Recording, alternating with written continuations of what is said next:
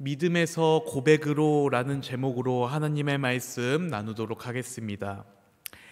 여러분, 요즘 우리는 가짜 뉴스가 넘쳐나는 세상을 살아가고 있습니다. 그래서 우리는 흔히 이런 생각을 합니다. 내 눈으로 직접 보기 전까지는 못 믿겠다라고 말이죠.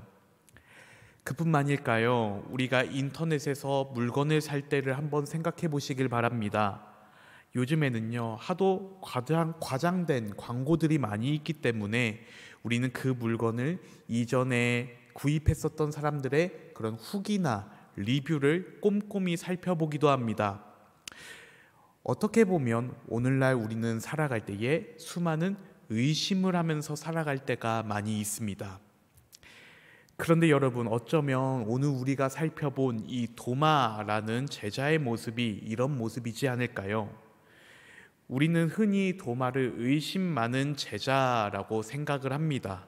하지만 저는 오늘 이 본문 말씀에 등장했었던 도마를 이렇게 표현하고 싶습니다. 정직한 제자, 솔직한 제자 도마라고 말입니다. 여러분들은 신앙생활을 하다가 한 번도 의심해 본 적이 없으신가요? 솔직히 많은 신앙인들은 크고 작은 의심들의 그런 순간들을 그냥 지나칠 때도 많이 있는 것 같습니다. 그런데 여러분, 오늘 본문 말씀에 등장한 그 도마는 자신이 도저히 믿을 수 없는 것을 믿는 척하지 않았습니다. 도마는 단순히 사실을 제대로 확인하고 싶어 했습니다.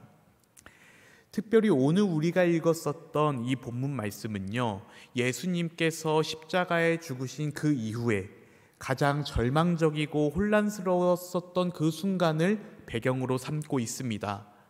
그래서 예수님의 제자들은 그들의 모든 희망을 걸었었던 그의 스승 예수님이 무력하게 처형당하는 것을 듣고 목격했습니다. 그래서 그들은요, 두려움에 사로잡혀 문을 굳게 걸어 잠그고 숨어 있었습니다. 그리고 바로 그 절망 가운데에 부활하신 예수님께서 제자들에게 찾아오셨습니다.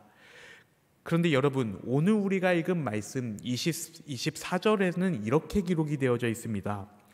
도마는 예수께서 오셨을 때에 함께 있지 아니한지라. 바로 도마는 그 결정적인 순간에 그 자리에 없었던 것입니다. 그렇다면 여러분, 도마는 왜 그 자리에 없었을까요?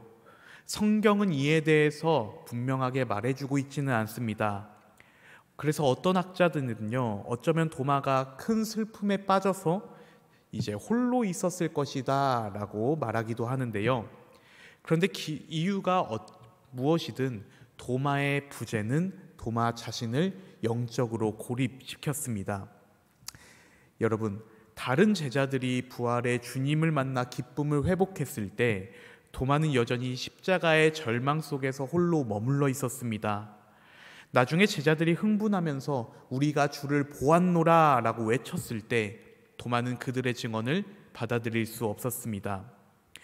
25절 하반절의 말씀을 보면 이렇게 기록이 되어져 있죠. 내가 그의 손에 못자국을 보며 내 손가락을 그 못자국에 넣으며 내 손을 그 옆구리에 넣어 보지 않고는 믿지 아니하겠노라. 여러분, 이 말은 단순히 도마가 고집이 셌기 때문에 한 말이 아니라고 저는 생각을 합니다. 도마는 누구보다 예수님을 뜨겁게 사랑했었던 제자였습니다.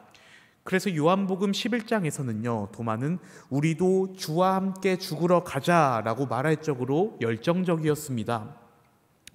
그렇기 때문에 예수님의 십자가의 죽음은요, 도마에게 더 큰 충격과 상처를 주었을 것입니다. 주와 함께 죽겠다라고 다짐했었던 도마는 자신이 도망쳤었다라는 그 죄책감 또한 있었을 것입니다. 그리고 그런 도마에게 예수님께서 다시 부활하시고 살아나셨다라는 그 말은요, 또 한 번의 희망 고문처럼 들렸을 수도 있습니다. 여러분, 도마가 원했었던 것은 환상이 아니었습니다. 바로 십자가에서 고통당하신 바로 예수님이었습니다. 그래서 도마는 못자국이라는 확실한 증거를 고집하면서 고난을 통과하신 예수님을 제대로 확인하고 싶었던 것입니다.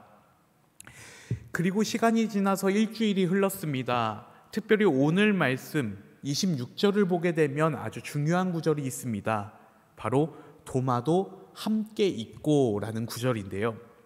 여러분, 이 점을 통해서 우리가 알 수 있는 점이 있습니다. 바로 도마는 여전히 예수님의 부활에 대해서 의심하고는 있었지만 공동체를 떠나지 않았습니다.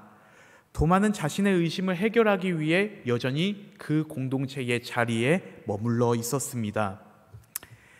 여러분, 우리는 이 점을 기억해야 합니다. 때로는 우리가 의심이 들 때, 믿음이 흔들릴 때, 오늘 이 말씀을 통해서 알 수 있는 점은 우리는 공동체를 떠나서는 안 됩니다. 교회를 떠나고 예배를 떠나고 기도의 자리를 떠나게 된다면 우리는 예수님을 만날 기회마저 잃어버리게 된다는 것이죠. 그래서 우리는 바로 의심이 들수록 더욱더 함께 있어야 됩니다. 우리가 그러한 삶을 살아갈 때에 주님께서는 우리에게 찾아와 주시기 때문입니다. 마치 오늘 본문 말씀에서 예수님께서 제자들에게 다시 찾아오셨었던 것처럼 말이죠. 예수님께서는 찾아오셔서 이렇게 말씀하셨습니다. 너희에게 평강이 있을지어다. 그런데 여러분, 그 다음 장면이 놀랍습니다. 27절 말씀에는 이렇게 기록이 되어져 있습니다. 예수님께서 도마에게 이르시되 내 손가락을 이리 내밀어 내 손을 보고 내 손을 내밀어 내 옆구리에 넣어보라. 그리하여 믿음 없는 자가 되지 말고 믿는 자가 되라. 여러분, 예수님께서는 일주일 전 도마가 그 말을 할 때에 제자들 가운데에 도마가 없었던 그 상황 가운데 그 자리에 도마가 없었습니다. 하지만 도마의 말을 예수님께서는 정확하게 알고 계셨습니다. 그리고 지금 오직 도마 한 사람에게 예수님께서는 가서 대답하십니다. 도마야, 네가 그렇게 원하는데 손이다, 내 옆구리다, 만져보아라 라고 말이죠. 이것은 꾸지람이 아닙니다. 이것은 가장 깊고 가장 자상하며 때로는 가장 압도적인 사랑의 응답입니다. 여러분, 예수님께서는 도마의 의심을 정죄하지 않았습니다. 오히려 예수님께서는 도마의 의심을 품어주셨습니다. 도마의 눈높이에 맞춰서 기꺼이 자신의 그 상처를 열어서 직접 보여주셨습니다. 여러분, 이렇게 주님은 우리의 연약함을 누구보다 잘 아십니다. 그래서 주님은 우리를 찾아와 주시고요. 그리고 우리의 가장 깊은 의심 가운데에 친히 응답해 주십니다. 내 손가락을 이리 내밀어 내 손을 보라 라고 말씀하신 것처럼 주님께서는 십자가의 그 상처를 그대로 가지고 오셨습니다. 여러분, 이것이 우리 기독교 신앙의 핵심입니다. 우리가 믿는 주님은 우리의 고통 가운데로 들어오셔서 친히 그 고통을 견디시고 우리의 상처를 자신의 몸에 새기신 분이십니다. 그리고 그 상처를 통해 이렇게 말씀하시죠. 내가 너를 안다. 내가 너의 아픔을 안다 라고 말이죠. 여러분, 예수님께서는 부드럽지만 단호하게 초청하십니다. 27절 하반절의 말씀을 보면 이렇게 기록이 되어져 있습니다. 그리하여 믿음 없는 자가 되지 말고 믿는 자가 되라. 바로 예수님께서는 도마야, 이제 그 불신의 자리에 머물러 있지 말고 믿음의 자리로 건너오거라 라고 말씀하신 것이죠. 그렇다면 여러분, 이 예수님의 자비로운 이러한 초대에 도마는 어떻게 반응했을까요? 성경에는 도마가 실제로 예수님의 상처에 손을 넣었는지 안 넣었는지는 기록되어져 있지 않습니다. 어떻게 보면 아마 그럴 필요가 없었을 것입니다. 자신의 이름을 부르는 그 음성, 자신이 했던 말을 정확하게 기억하고 찾아오신 그 예수님의 사랑, 이렇게 자신의 의심을 받아주시기 위해 기꺼이 상처를 열어서 보여주시는 그 주님을 보는 그 순간에 도마의 모든 의심은 사라졌을 것입니다. 여러분, 이렇게 도마의 절망적이고 무너졌었던 세상이 다시 세워졌습니다. 그의 절망은요, 다시 환희로 바뀌게 되었습니다. 그리고 그의 입에서는 요한복음 전체를 통틀어 가장 위대하고 가장 완전한 신앙 고백이 터져 나옵니다. 바로 오늘 우리가 읽은 28절의 말씀을 보면 이렇게 기록이 되어져 있습니다. 도마가 대답하여 이르되 나의 주님이시요 나의 하나님이시니이다. 여러분, 이 도마의 고백에 집중해 보시길 바랍니다. 다른 제자들은 예수님을 오직 주님이라고만 고백을 했습니다. 그러나 신기하게도 예수님을 나의 하나님이라고 직접 고백한 사람은 요한복음에서는 도마가 처음입니다. 바로 완고하게 의심했었던 도마가 역설적으로 가장 완전한 신앙 고백을 했던 것입니다. 특별히 여기서 우리가 더 살펴볼 점이 있는데요. 바로 그 앞에 나의라는 소유격 단어가 있다라는 것입니다. 바로 이 단어를 통해서 우리가 알 수 있는 점은요, 도마의 고백은 누군가의 고백이 되는 것이 아니라 바로 주님과 도마와의 그 관계의 고백이었었다라는 것입니다. 이것은 단순히 누군가의 이야기를 그대로 듣고 따라한 고백이 아닙니다.